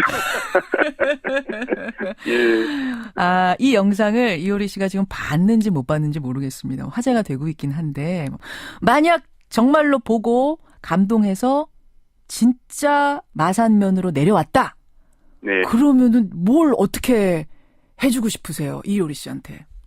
그 영상 속에서 보시지만 그 뭐 옆 동네 사는 형수는 자기 집에 초대해서 달리기는 술 한잔 이렇게 한다고 이야기도 되고 그 지금 입장에서 보면은 초등학교 데리고 가서 아이들하고 같이 사진도 찍고 사진 한 장. 그리고 어르신들이 있는 회관에 모시고 가서 뭐 막걸리에 파전 드셔가면서 서로 이야기하면서 했으면 좋을 것 같아요. 제 입장에서는 저는 드실지는 모르겠지만 진짜 백숙을 한 그릇 한번 끓여드리고 싶고 그렇습니다. 와, 이효리 씨한테 토종 백숙. 그렇죠. 와. 근데 조금 이효리 씨한테 부담을 너무 주시는 거는 아니에요? 이효리 씨 팬들이 이거 좀 꺼려하시는 건 아닌가 모르겠어요. 예, 그럴 수도 있는데요. 우리 그 서천 마산 주민들 그렇게 나쁜 분들 아니거든요. 그리고 다들 순수하시고 하신 분들이 많으니까 너무 뭐 걱정 안 하셔도 될 것 같습니다. 그래서 효리 씨 뭐 이렇게 부담 주기 위해서 하는 건 아니고. 아니죠. 그래서 만약에 너무 부담스러우셔서 하면 이런 버킷 챌린지 운동을 이렇게 정리할 수도 있어요.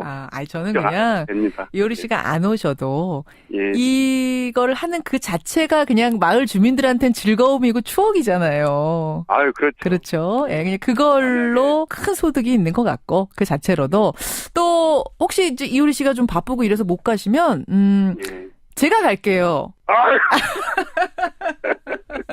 예. 그래, 알았습니다. 당황하시는 것 같은데. 제가 가겠습니다, 제가. 하여튼 오늘 즐거웠고요. 이렇게 해서 농촌의 활기가, 지금 농촌들이 참 어렵고 젊은 사람들 떠나가고 이래저래 우울한 일들 많은데 즐거운 일, 즐거운 추억 하나 쌓이는 이런 이벤트가 됐으면 좋겠습니다. 힘내시고요. 청취자 5959님, 속 터지는 뉴스만 듣다가 평화로운 작은 마을의 소소한 뉴스에 행복감을 느끼신다 하셨어요. 예, 여러분도 주말에 큰 것까지는 아니더라도 소소한 작은 행복들 찾아보시기 바랍니다. 주말 잘 보내시고요. 저는 월요일 7시 반에 돌아오죠. 고맙습니다.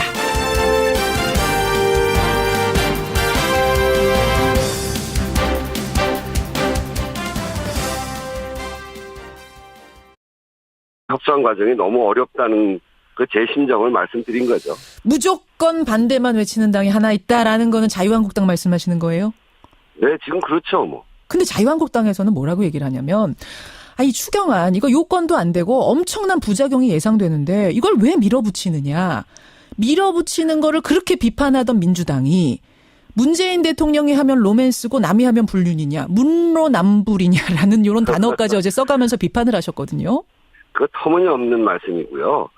그분들이 집권하고 있을 때 박근혜 정권 때 첫 해에 추경안을 내놨고 그 추경안은 국회로 온 지 5일 만에 상정을 해서 19일 만에 저희가 통과시켰습니다. 그리고 그것이 세 번이나 추경을 냈고요. 올해도 작년 연말부터 올해 초에 들어서 정말 민생이 어렵기 때문에 그분들이 여당하고 있는 단계에서 추경이 필요하다고까지 이야기하지 않았습니까? 그렇게 이야기하시던 분들이고 실제 저희는 그 과정에서 추경이 필요할 때는 협조를 했습니다. 그런데 지금 완전히 그 전에 저희가 그렇게 5일 만에 상정해서 19일 만에 통과시키고 했던 그런 그 추경에 대해서 이제는 요건이 안 된다는 거예요. 이게 말이 안 되는 소리죠. 일자리만을 딱 적시에 타겟으로 한 추경, 요건 요건이 안 된다. 그렇기 때문에 안 된다라고 얘기를 하시던데.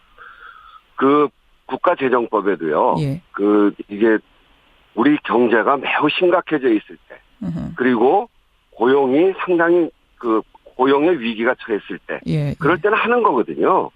그 요건에 지금 왜 안 맞습니까? 그런 의미에서는 비상시국이 맞다. 실업 체감률이 24%나 되는데요. 알겠습니다. 지금 그 부분에서 이제 계속 엇갈리고 있는 겁니다, 여러분. 근데 이 상황에서 우원식 원내대표는 뭐라고 하셨냐면 계속 발목 잡는 자유한국당도 그렇지만 국민의당에 더 서운하다 이런 말씀하셨어요. 뭐 말리는 신우이 같은 느낌이 드시는 거예요? 왜 서운하다고 하셨어요? 국민의당의 이제 김동철 대표가 이제 많이 이동을 해서 추경 심의에는 참여할 수 있겠다 이렇게 지금 와 있거든요. 근데 이제 그 문구가 추경을 계속 논의한다 아닙니까? 그거를 자유한국당이 막아서 결국 자유한국당까지 참여를 해서 하는 것이 이 합의 정신의 기본인데 그걸 지금 못하겠다고 하면 합의가 깨지는 정도의 과정 아니겠습니까? 그러면 국민의당의 추경은 이제 필요하다라고 하는 쪽으로 와 있으면 그거는 자유한국당에다가 그러면 안 된다. 추경 심의에 대해서 반대하더라도 계속 논의하는 정도를 우리가 합의해서 서로 노력해야 되는 거 아니냐. 이렇게 좀 힘을 보태줬으면 도와주셨으면 좋겠는데 아무 얘기도 안 하고 계시니까 제가 정말 속으로 섭섭했죠. 근데 어쨌든 국민의당하고 협조해서 가야 되기 때문에 더 이상 섭섭하다 그런 얘기는 안 할 생각입니다. 국민의당이 조금 더 도와줄 것 같은가요, 분위기가? 힘 실어줄 것 같은 잘 모르겠습니다. 지금은? 아직 모릅니까? 네, 그러니까 국민의당과 협조하고 바른정당하고도 협조하고 그리고 제가 이제 또 지속적으로 가서 말씀도 드리고 이렇게 해서 협조를 얻어야죠. 어제 이런 말씀도 하셨어요. 전 이 단어가 참 대선 불복. 이걸 추경 논의 자체를 못하겠다라고 하는 건 대선 불복이다. 정권 교체 불인정이다. 이런 말씀하셨죠, 우 대표님. 네네네. 근데 한국당의 정우택 원내대표는 이 얘기를 듣고는 아니 대선 불복이란 건 대통령을 인정하지 않는다는 뜻인데 우리는 지금 문재인 대통령 인정한다. 이게 무슨 대선 불복이냐 그러셨더라고요. 그 문재인 대통령을 인정한다는 것은 무엇을 이야기하냐면요. 지난 겨울에 국정농단 사태가 있지 않습니까? 예. 그 국정농단에 대해서 국민들이 분노했던 가장 기저에는 국민들의 삶의 문제입니다. 너무너무 살기가 어렵고 그런데 권력을 가진 자들이 국정을 농단하고 있고 이래서 분노하고 거리로 나와서 촛불을 들은 거거든요. 예. 그렇게 해서 대선을 치렀고 그래서 만들어진 정권 아닙니까? 그래서 이 정권은 그 첫 번째가 일자리를 만들고 민생을 회복시키겠다는 겁니다. 예. 새로운 정부의 가장 김현정의 뉴스 쇼.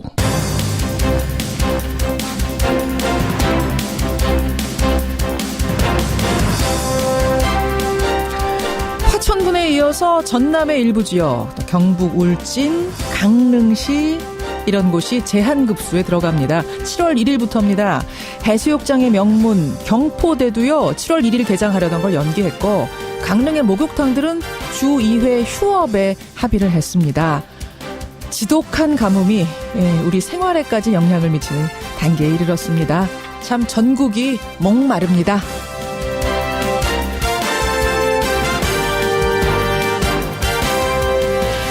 애청자 여러분 안녕하십니까. 이 타는 목마름에 시원한 단비를 내려줘도 모자를 파네. 우리 정치판 보면 더 타들어갑니다. 어제 국회 정상화를 위해서 4당 원내대표가 모였지만 추경 논의를 이어간다. 이 한 문구에 걸려서 합의가 결렬됐습니다. 여당 원내대표가 어제 눈물을 글썽이던데요. 그 눈물까지 글썽였던 우원식 원내대표 잠시 후 첫 순서로 연결을 해보죠. 금요일 아침 김현정의 뉴스쇼 출발합니다.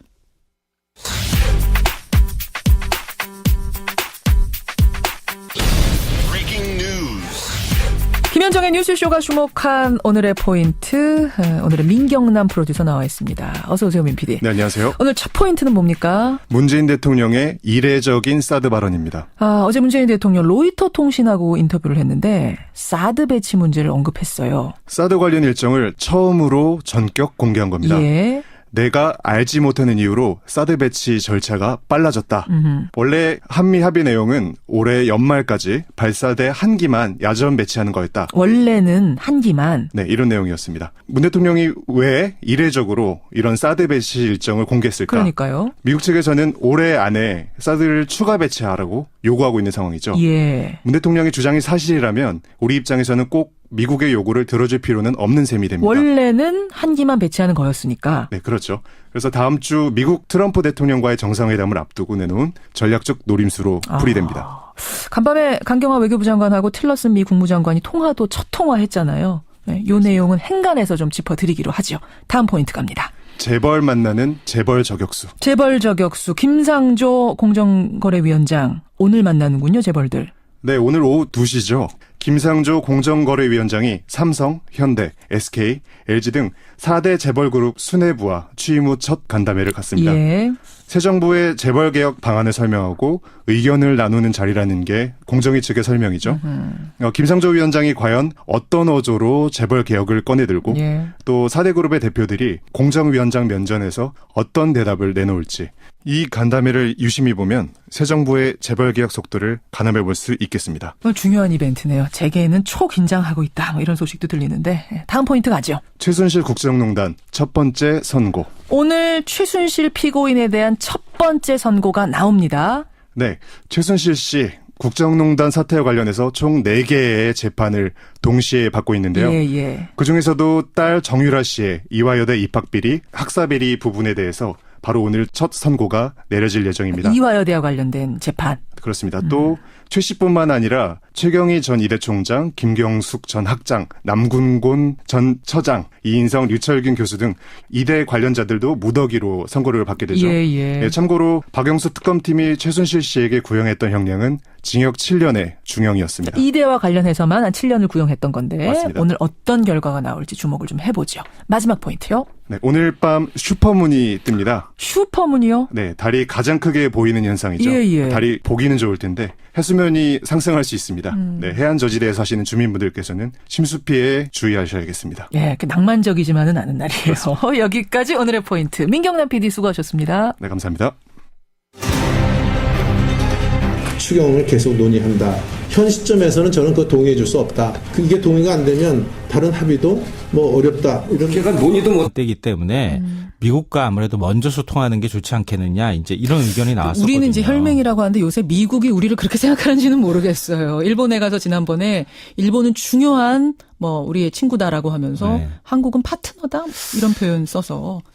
미국이 일본을 더 중시하고 있는 건 분명하죠. 우리가 더 미국을 더 중시하고 있는 건 분명하기도 한 것 같고. 하여튼 복잡하게 꼬여있긴 하지만 그래서 강경화 외교부 장관이 틸러슨 국무장관하고 빨리 좀 통화해야 되는 것 아니냐. 여러 우려의 목소리가 나왔는데 결국 통화가 이루어졌습니다. 예, 그래요. 강경화 틸러슨 전화통화. 이 뉴스의 배경 행간엔 뭐가 숨어 있습니까? 첫 번째 행간은 강경화 장관이 유엔 베테랑 출신이었지입니다. 그런 생각이 먼저 드셨어요? 강 장관이 누굽니까? 유엔 사무총장 정책 특보 출신이잖아요. 그렇죠. 인사청문회 과정에서 여러 위장전임이라든가 부동산 문제 이런 이제 문제 때문에 잡음이 좀 일기는 했지만 역대 외교부 장관이나 반기문 전 유엔 사무총장까지 외교부 장관으로 최적임자다 추천을 했을 정도로 다자 외교에는 강점이 좀 있습니다. 강점이 다자 외교예요. 그럼요. 한 번도 못 만나본 사람하고 여러 번 얼굴 마주친 사람, 여러 국가들의 어떤 사람들을 알고 있다고 하는 것은 엄청난 자산일 수 있거든요. 그러니까 이분의 능력을 우려하는 분들도 대북 관계 요쪽을 잘 알 것인가 요거를 염려는 했습니다만 다자 외교에 있어서 인정을 했던 사람이니까. 예, 맞아요. 근데 아니나 다를까 어제 틸러슨 장관과 25분간 통화가 이루어졌는데요. 가장 눈에 띄었던 부분은 별도의 통역 없이 1대1로 거침없이 대화를 주고받았다는 겁니다. 외교부 장관이면 다 그런 거 아니에요? 그런 건 아니에요. 외교부 장관이라고 해서 이 일반적인 회담이나 이런 거 할 때 아주 예민하게 단어들이 오고 가고 있기 때문에 그건 통역을 써야 돼요. 그래요? 예. 근데 강 장관은 미국인보다 더 영어를 잘하기로 유명하잖아요. 미국인보다 더 잘해요? 원래 우리나라 온 외국인 중에서 우리나라 사람보다 말 더 잘하는 사람 같다는 느낌 받는 사람도 있잖아요. 그렇군요. 그러니까 통역이 없다는 말이 이게 굉장히 중요한데요. 외교적인 거에서. 사실 외교에 있어서는 서로 간에 상대방의 감정의 흐름들 그걸 예민하게 읽는 게 굉장히 중요하잖아요. 그렇죠. 예를 들면 우리가 대화를 할 때도 살짝 토라졌어. 그 토라진 감정을 읽고 그 사람한테 그 감정에 대해서 살짝 이렇게 돌아가면서 애들로 표현하거나 이런 게 굉장히 중요해요. 뉘앙스라는 게 있거든요. 그걸 읽느냐 못 읽느냐의 차이가 있거든요. 그거는 읽어내기가 굉장히 어려운 거거든요. 맞아요. 그런 면에서 이 강 장관은 굉장히 큰 강점을 갖고 있는 장관이라는 게 이번에 확인이 됐다고 볼 수 있을 것 같아요. 그렇군요. 예. 두 번째 행간은 뭡니까? 두 번째 행간은 두 가지 공감이 이루어진 점을 주목할 필요가 있다입니다. 두 가지 어떤 공감입니까? 우선 어제 통화에서 가장 큰 소득은 사드 문제에 관한 오해를 또 풀었다는 겁니다. 그래요? 이거 풀어도 계속 오해가 있다고 언론에서 얘기를 하고 있기 때문에 그렇긴 하지만 일단은 어제 틸러슨 장관의 말을 보면 확실히 오해가 일단은 풀린 것 같습니다. 뭐라고 했길래요? 강 장관이 환경 영향 평가에 대해서 미국 내에서 사실은 우려의 목소리가 나오고 있다는 언론 보도가 굉장히 많았었잖아요. 그게 사드를 중단하려고 하는 의도가 아니라 민주적 절차와 정당성을 담보하려고 하는 목적이었다. 이렇게 설명을 하니까 틸러슨 장관이 동의를 하면서 한국 내 민주적 절차를 존중한다 이렇게 밝혔습니다. 그 단어가 나왔어요? 네네. 한국 내 민주적 절차. 그러니까 너희들은 환경 영향 평가라는 걸 받아야 되는구나. 그걸 인정한 거예요. 그럼 일단 그렇죠. 틸러스 장관 선에서는. 그러니까 미국 내에서 그 동안에 이거 사드 배치 안 하려고 하는 건 그런 이른바 꼼수 아니야? 이런 것처럼 의심했죠. 네, 의심했는데 그게 일단 풀렸다는 거고요. 또 하나는 한미 정상회담 전에 파이널 터치. 그러니까 사전 정지 작업으로 사전 접촉을 하기로 합의했다는 점입니다. 강 장관이 한미 정상회담 전에 파이널 터치를 하는 게 좋겠다 이렇게 얘기를 하니까 틸러슨 장관이 그것은 중요한 이야기다. 보좌진을 통해 일정을 조율하자 이렇게 화답을 했습니다. 그러니까 필요에 따라서 강 장관이 미국을 직접 방문하는 방안도 검토를 한다고 하는데요. 강 장관이 이 정상회담, 굉장히 중요한 정상회담 전에 외교부 장관으로서의 존재감을 보여줬다 이렇게 평가할 수 있을 것 같습니다. 첫 통화 성공적으로 이루어졌다라는 두 번째 행간. 세 번째는 뭡니까? 마지막 중점 사업이고 대통령도 일자리 대통령이라고 이야기하시고 이런 건데 그 추경을 지금 하는 거 아닙니까? 예. 그러면 이 추경은 새로운 정권이 시작하는 그 토대가 되는 추경입니다. 근데 그거를 논의하지 못한다고 한다면 예. 이것은 문재인 대통령 그 직책은 인정하는 것일지 몰라도 예. 그 근거를 인정하지 않겠다. 문재인 대통령이 하려고 하는 거는 발목을 잡겠다. 이런 것이기 때문에 대선 전체 정신에 대해서 이번 정부 전체에 대해서 부정하고 있는 것이죠. 정신. 문재인 대통령은 인정한다라고 할지 몰라도 문재인 대통령의 정신을 인정하지 않는 거기 때문에 결과적으로는 대선 불복이다. 그렇죠. 그렇게 해서 국회를 무제한 공전시키고 정부를 마비시키겠다는 노골적인 뜻이 드러나 있는 거죠. 알겠습니다. 그 자유한국당이 여당일 때하고는 지금 굉장히 좀 다르다고 보세요. 본인들이 여당일 때하고? 완전히 다르죠. 완전히 달라요. 그게 이제 다르다는 말로 부족할 정도입니다. 아까 추경에서도 말씀드렸습니다만 저희가 야당이고 자유한국당이 여당이었을 때 박근혜 정부 추경안 저희가 충분히 협조해줬습니다. 네, 그런 의미로. 정부조직법도 제출된 날로부터 5일 만에 상정을 했고요. 그래서 문제가 있으면 절차대로 따졌고 또 소신껏 심사를 했습니다. 저희는 그렇게 할 거는 하고 막을 건 막고 이렇게 했는데 지금은 추경이 국회에 제출된 지 17일째고요. 정부조직법이 제출된 지 15일째입니다. 그리고 지금도 자유한국당은 추경안도 정부조직법도 상정해주지 않겠다는 겁니다. 알겠습니다. 우 대표님. 출발 자체를 막겠다는 거죠. 우 대표님, 그러면 혹시 자유한국당 제외하고 국민의당, 바른정당 이쪽은 좀 더 설득을 해가지고 추경안 심사 자유한국당 빼고 갈 가능성 그렇게 추진하실 생각 있습니까? 자유한국당하고 그래도 이게 국회이기 때문에 저희는 협치가 끝날 때까지 끝난 것이 아니다 이렇게 생각하고 있고요. 그래서 끝까지 노력을 해볼 텐데요.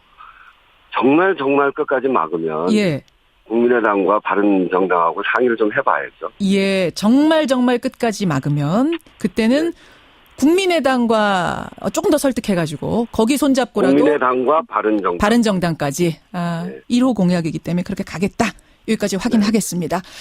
이제 눈물 훔치시고요.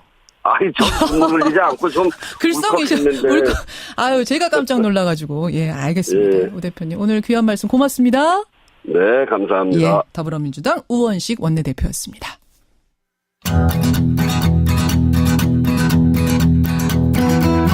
김현정의 뉴스쇼는 청취자 여러분의 참여로 이루어집니다. 트위터, 페이스북, 레인보우 게시판, 그리고 단문 50원, 장문 100원의 유료 문자 샵 1212, 우물정 1212 통해 참여하실 수 있습니다. 김현정의 뉴스쇼, 여러분과 함께 만듭니다.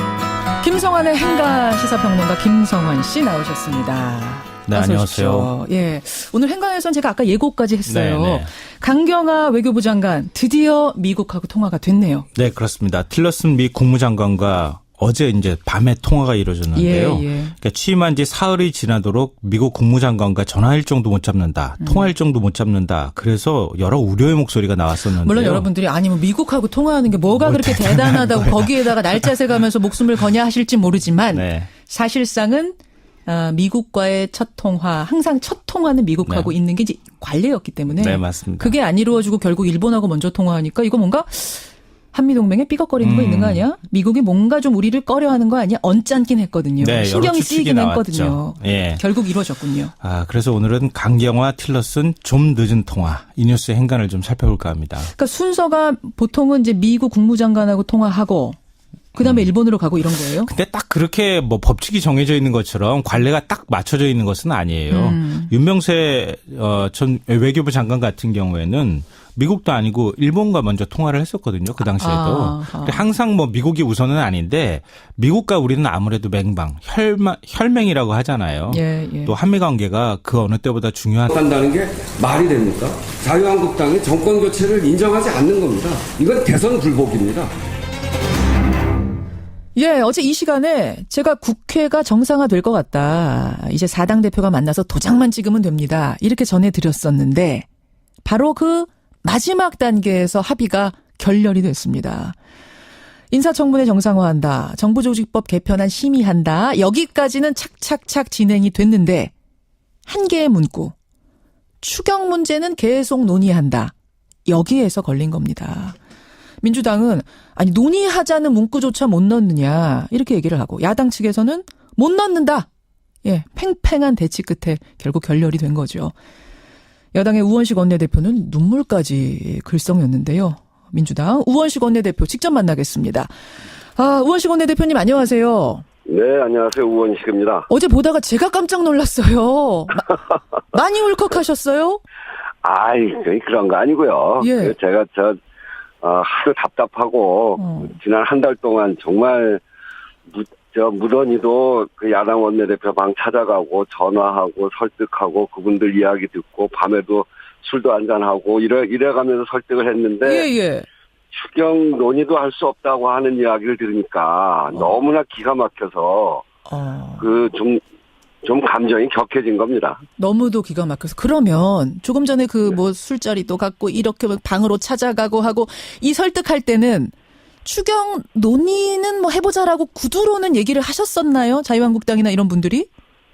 추경에 대해서 자유한국당은 반대를 했죠. 예. 반대를 했는데 그걸 설득하기 위해서 그렇게 찾아다니고 또 이야기도 듣기도 하고 저도 설명도 하고 그런 거고요. 그런 과정에서 바른정당과 국민의당은 상당히 이동을 해서 추경 심의에 그 긍정적인 반응을 보이고 그렇게 해서 거의 자유한국당만 조금만 바꿔주시면 할 수 있는 단계까지 좀 왔다고 생각을 했는데 그 심의는커녕 논의도 못한다고 끝까지 그러니까 이 지금 추경이라고 하는 거는 뭐 문재인 대통령이 일자리 대통령 이렇게 본인을 규정하면서 또 우리 정부를 일자리를 만드는 정부가 돼야 된다 이렇게 규정하면서 가장 중요한 사업으로 지금 내걸고 있지 않습니까? 1호 공약이었죠 사실상. 근데 그거 1호 공약이어서 중요한 게 아니고 그러니까 제가 지난 4년 동안 을지로위원회를 하면서 우리 국민들의 현장 바닥을 4년 동안 다지지 않았습니까? 정말 일자리는 형편없는 수준, 비정규직 거의 1,000만에 가까이 돼 있고 자영업 600만 자영업자의 삶도 정말 무너져 있습니다. 그리고 민생은 거의 도탄에 빠져 있는 지경이고 그래서 이렇게 일자리와 민생을 위한 추경을 만드는 일은 정말 반가운 일이고 꼭 해야 되는 일이거든요. 이건 무슨 저희 당이나 문재인 정부를 위해서 하는 일이 아니라 국민을 위해서 꼭 해야 되는 일이라고 생각하고 있는데 그렇게 설득을 해왔는데 마지막에 안 되니까 끝까지 안 되니까 저도 한 달 동안 그 노력도 수포로 돌아갔을 뿐 아니라 정말 국민들에게 필요한 국민들의 이런 도탄에 빠진 삶 정말 절박한 청년들의 꿈 이런 것들을 그래도 좀 살려내기 위한 단초가 이건데 이걸 끝까지 막으니까 그래서 정말 속상하더라고요. 속상해서 어제 뭐라고 하셨냐면은 이제 울컥하시면서 을도 이런 을이 없다 그러셨어요. 아니 근데 10년 야당하다가 이제 여당 되셨는데 저는 좀 갑 위치가 되신 줄 알았는데 여전히 을입니까? 집권 여당 원내대표라는 게 이게 뭐 절대 다수당이 되면은 갑이죠. 근데 지금은 여소야대 정국이고 그리고 그렇기 때문에 숙명적으로 야당에게 국정 운영에 협조를 부탁하고 받아내기 위해서 간쓸게도 내놓는 자리. 간쓸게도 내놓는 그런 자리가 되어 있는 겁니다. 그래요. 여소야대. 그리고 전례 없는 원내 4당 체제라는 어려운 조건 속에서 3명의 협상 파트너를 상대하는 일이 쉽지 않은 일이고, 근데 더구나 무조건 반대만 외치는 당이 하나 있어서, 이